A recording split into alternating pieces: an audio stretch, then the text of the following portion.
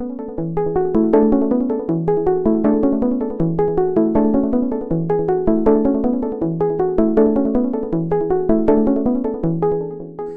there guys, and welcome back to another episode of the Developer Dad podcast. My name is Craig Fisk and I am a developer dad. So the tyranny of the summer holidays is finally over. We can all get back to normality, get back into routine. I hope you guys are pleased about it too. As much as we love spending time with our kids and having the summer, childcare is a pain in the butt when you've got 6 weeks of time to fill. Well, I know this week for me has been a bit of a crazy one. It's been a bit of a roller coaster, ups and downs. I've been having a really great time with Penelope over the past week, but at the same time, I've also been dealing with lots of different emotions from nesting instincts between me and my wife, trying to get things sorted ready for the new baby, trying to get things organised for back to school. It's been a bit of a hectic one, and I know I've also been struggling with some mental health issues, but we're ploughing through, and we're looking forward to getting back into the routine. So with all this back to school stuff going on, I've been doing an awful lot of thinking about kids my daughter's age. She's just going into year 1 this year. It's a big step up, and it's been doing the last episode on Fortnite has really been getting me thinking about other video games and other age ratings for different content and what we allow our kids to consume. So I just wanted to talk a bit more about that this week, and maybe talk about some games to do for kids a bit younger, and what is being aimed at them and what is being consumed by them, and what we as parents maybe should be looking out for. Hopefully I can give you guys some extra info that you might not have known about some games and things that you might have heard your kids talking about. But before we get into that, I just wanted to say I'm hoping that the audio quality is going to have improved on this episode. I've changed up my microphone situation a little bit, so using some equipment that I kind of forgot I had. So hopefully this sounds a bit better than it normally does, and I'm trying to improve the quality of the episodes. But if you've got any comments, things you want to see me improve, things you want to see me change, send me an email, hello@developerdad.co.uk, or reach out to me on Instagram. I'm at developer_dad. Okay, so more video game chat. So, one of the big things that's kind of sparked my interest to talk some more about this with you guys was some information I found out from my daughter that I didn't realise. So earlier today, my daughter went round to a friend's house who lives across the way from us, is in the same year as her, so he's 5. My daughter will be 6 at the end of this month, and I know that this classmate of hers has access to a lot of video games, has video game consoles and lots of different games, etc.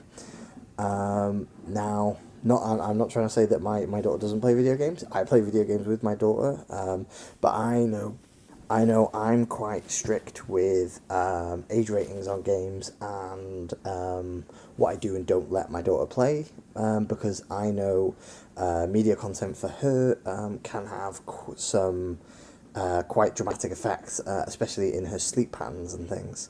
So we before have introduced PG content to her as she's been growing up, instead of universal content.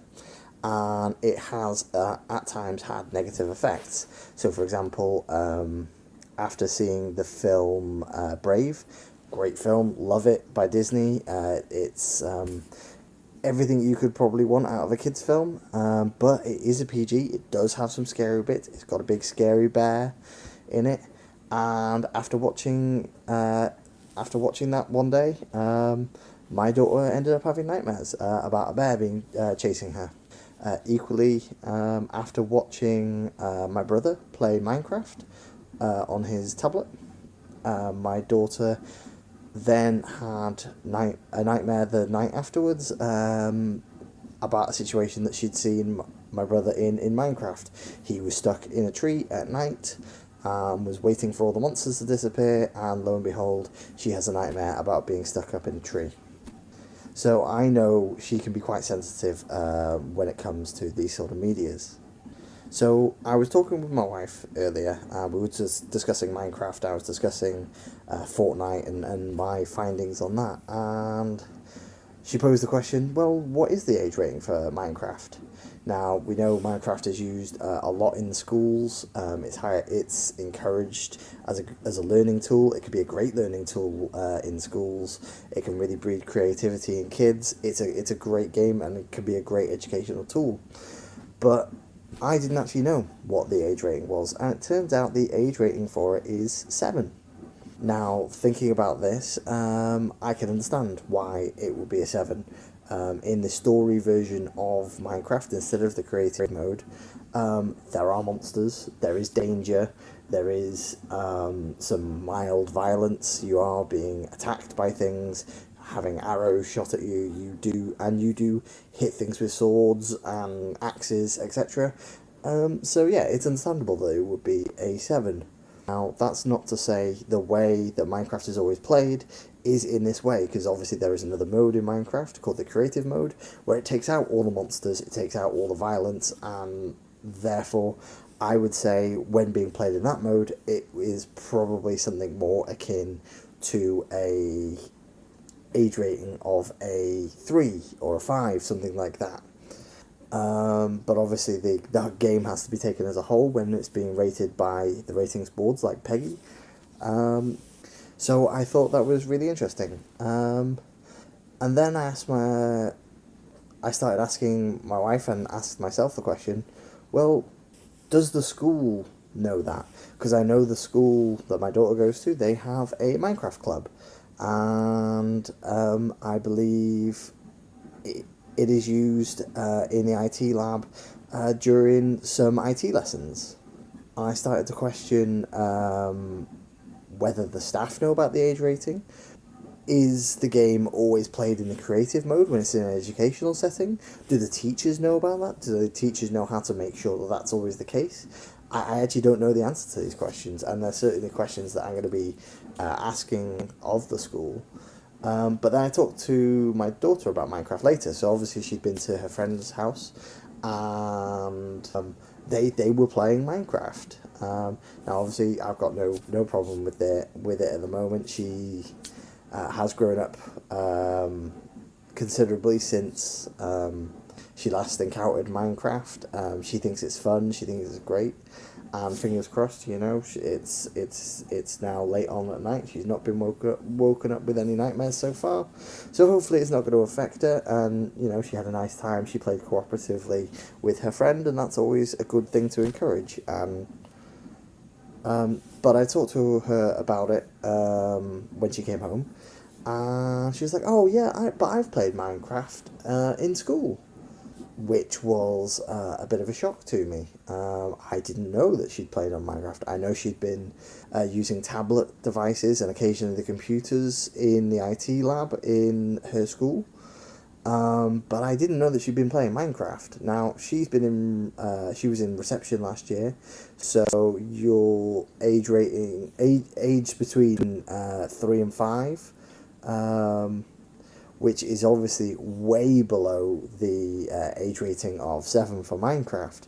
So that was a big shock to me. So again, I'm definitely going to be discussing with the school about how Minecraft is used in the educational setting, and whether they definitely feel it's appropriate for kids of that age to be playing Minecraft. and what their reasoning is behind it. I'm not trying to vilify the school in any way, and definitely not trying to vilify the game in any way. I think it's a great game. It really does breed creativity. It can breed cooperative play. I think it's a great game and can be used in a great educational sense. But yeah, it's just some questions as a parent that I feel like I need to ask. Okay, so to change tact slightly, I wanted to talk more about some other games that you guys may or may not be familiar with, depending on the age of your kids and what they get into. But we all know, and I know lots and lots of kids have access to YouTube, whether it's on tablets, mobile phones, games, smart TVs, etc. YouTube is available pretty much everywhere, and it's something that kids can watch a lot of. I know my daughter watches a lot of cake baking and decorating videos. She loves that sort of content on YouTube. We carefully police what she watches, but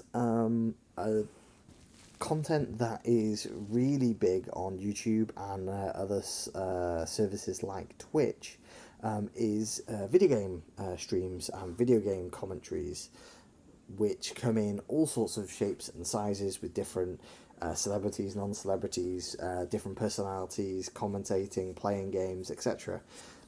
So I thought it'd be interesting to take a look at the top 10 most popular games on YouTube and Twitch at the moment, and check out what their age ratings are, and maybe it will be an interesting eye opener to some of you other parents about maybe some of these games you've heard your child talk about, games that your child might play.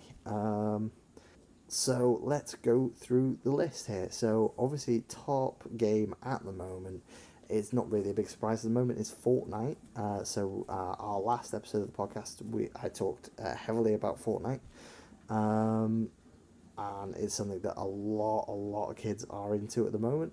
That is a 12 rated game, because of the gun violence in it, and I raised a lot of other points around the open voice communication that is available, and text communication that's available in Fortnite, that I think does raise some definite questions about suitability for some younger kids.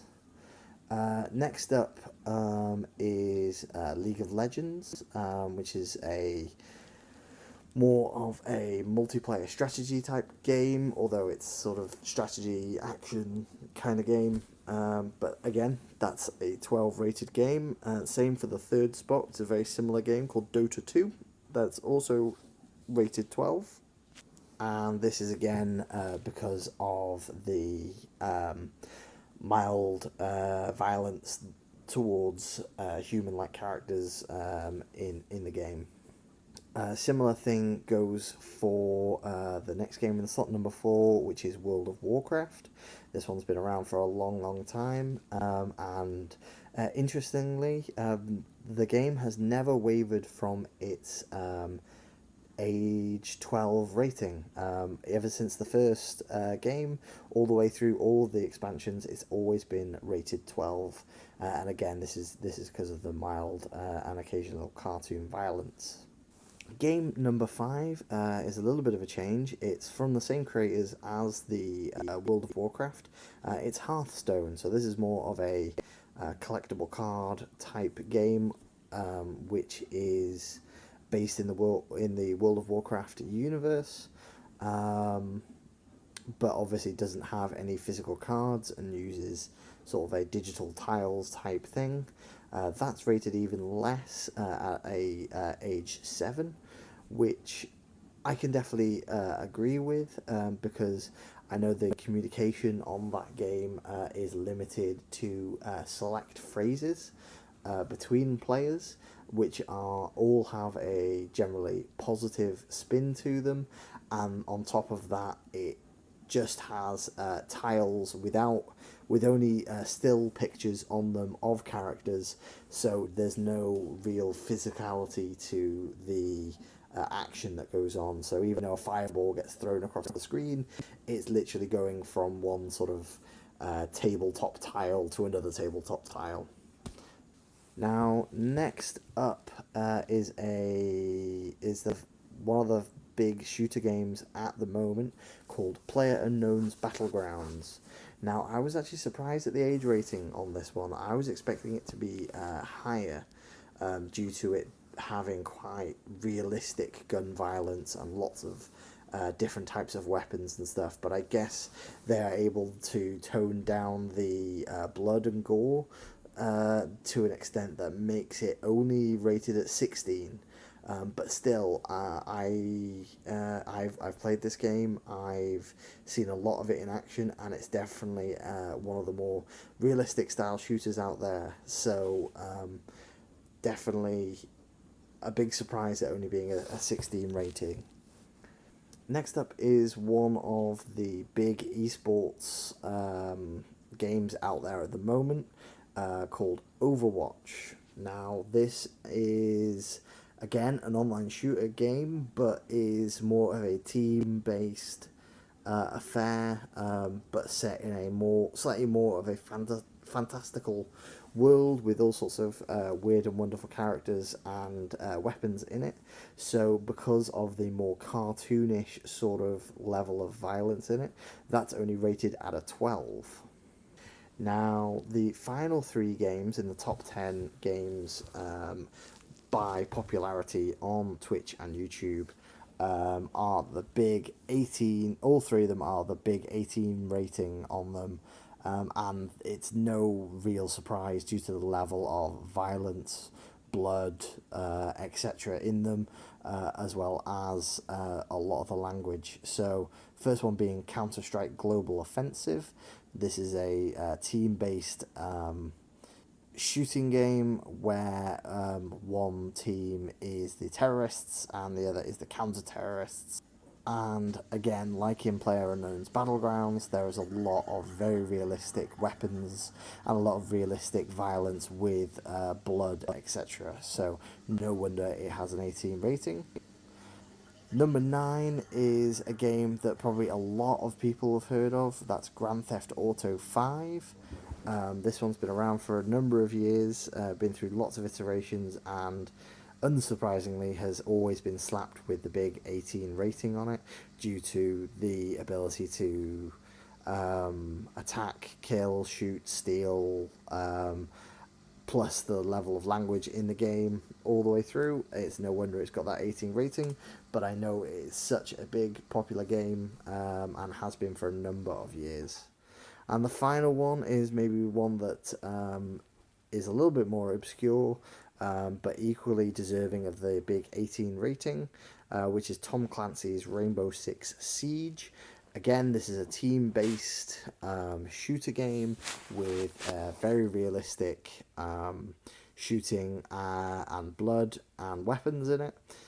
So again, no wonder it has that big 18 rated sticker on it, but it's still, even though maybe a little bit more of an obscure name for the people that don't follow video games very closely, but is still a big player and a big, very popular game that is being streamed all over the place on YouTube and Twitch, and may be coming into the feed of videos that your son or daughter are watching on YouTube and Twitch, because there are a lot of YouTube celebrities that they may or may not follow that are definitely playing some or all of these games. So I guess my final thought for this podcast about video games and age ratings is just be mindful when you are buying a game for your child, plus what they are watching on YouTube. And if in doubt, it is super easy to look up any game's age rating and what the reasons are that a game has those age ratings online via the PEGI website, which I'll put a link in the show notes, but is www.pegi.info, so PEGI.info.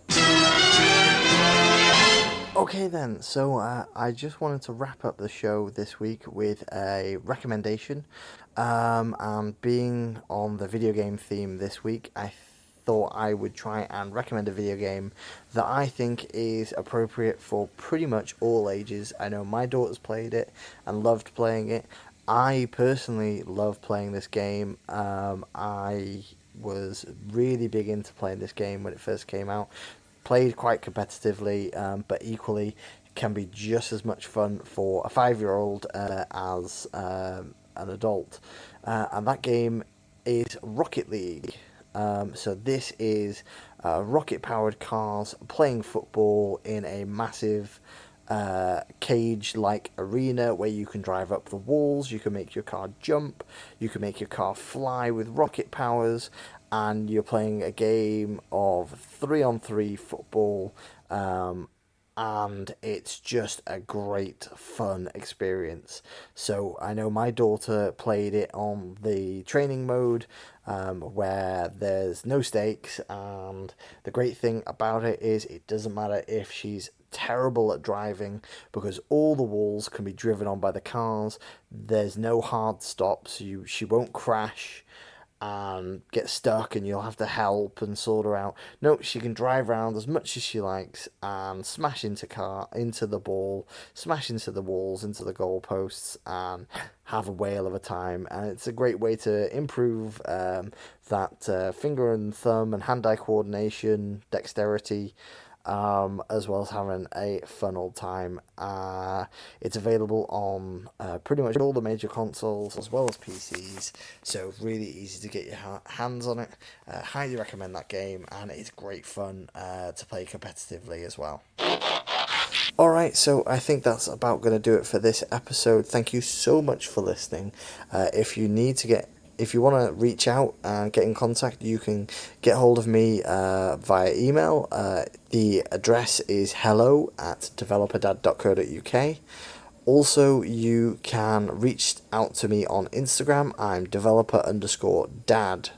So once again, thank you so much for listening, and until next time, I will catch you later.